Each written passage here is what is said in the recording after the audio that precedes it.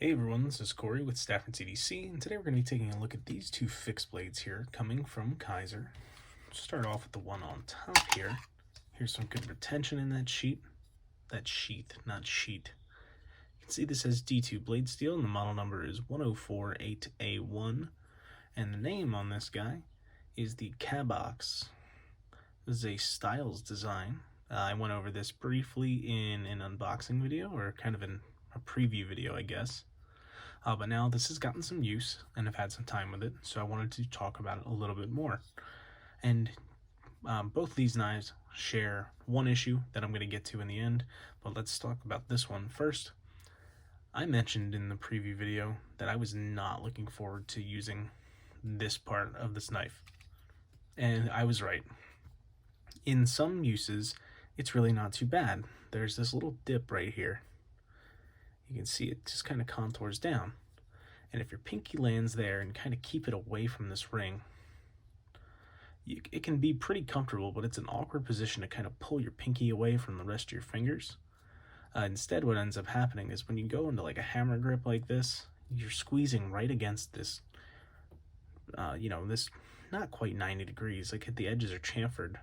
They're rounded off slightly, but it's still, a hard metal, almost 90-degree angle, and it's really not comfortable in the hand, and that's just unfortunate. You can kind of choke up above it, but now I'm getting squeezed up here, and it's just not great. The performance of the knife was fantastic. This has, the blade stock's not overly thick on these. I don't have specs pulled up in front of me, but it's probably 0.12 or so. I can't imagine it's much thicker than 1/8 of an inch, if not being thinner. And the grind comes down nice and thin. I know it's always tough to show this, but this comes to a very thin edge. I used this to cut some lemons, and it was fine with that.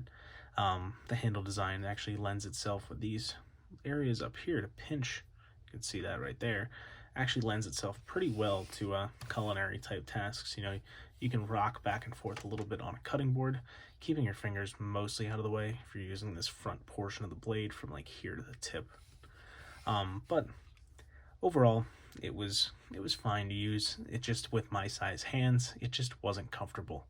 If this is just a little longer, or they continue the handle down, or just ditch the whole circle because it's not useful. It's not lined up right to put your pinky through it. It's not lined up right to put a pointer finger through it and reverse grip it. It just doesn't make any sense to have that on there. So I don't get it, but nevertheless, it's not my design, not my design choice. Just something you have to live with this model, and it's something that I'm glad I don't have to live with, because this is a pass-around knife, and I will not be buying one of these because of that right there. Now, the sheath does have good retention on this one. You hear a snap, and there is very little rattle, and I think that might just be the soft loops. Yeah, that's just the soft loops. There's no rattle at all. There's no play in this. Drainage hole right near the tip.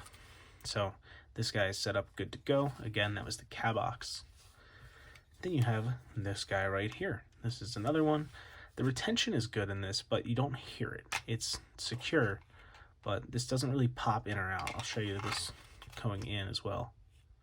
See, it's very quiet. It's not going anywhere. Again, holding on to the soft loops. There's no rattle at all. The only rattling here is the soft loops moving around. This has a nice thumb ramp. Get that off. And this here is the Elgon. Elgon, another Styles design. And this is, you can see it's a Tanto style blade. Typically suited for utility tasks, but this actually works really well as a slicer. And the reason for that is because not only does this also have thin blade stock, this comes to a very thin edge, and it's just so good for cutting. This has a really nice, like, semi-contoured handle. You can see there's contouring, but the edges are just chamfered. It's not contoured all the way to the edge.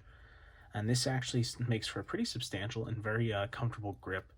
I found, squeezing this over time, you get a little bit of fatigue, but that happens with basically any fixed blade. So I'm not too concerned about that. You have a lanyard hole if that's your thing. It's well placed. That, with my hands, a large size hand, it's out of the way. I wouldn't be rubbing against whatever lanyard material is going through there. So that's not a problem. And then of course you have these finger dips that you had on the other one. I don't think that's not the right term at all. That's like these chamfers that allow for a pinch grip if you wanted it, and you're gonna go down through a box, something like that. This works great. Like I said, the handle's super comfy on this one. You know, there's no stupid hole at the end of it to make it uncomfortable. And this blade shape's not my favorite. It looks kind of like a fighting style knife, just with the way the handle's shaped and the blade. It looks like something that you would slash at somebody with. It fits pretty well in a reverse grip too. Like, this is fairly comfortable. Pinky kind of slots right into that pointer finger area. And yeah, you know, it might not be designed for that, but it works. I'm sure if you had training, you would be able to use this. I don't, so I'm not going to tell you that it is a fighting knife or good for that. But you can see the tanto is pretty subtle, but it is there. It's certainly two different edges, but it is a full flat grind for the entire way, so you don't have any kind of compound grind going on. So it does get nice and thin up near the tip, but no real distal taper on this. It does thin out, but not a lot. So you still have plenty of strength behind that tip. Now, for the reason why this video has the title it does is because of these sheaths. You notice that they both come with the soft loops.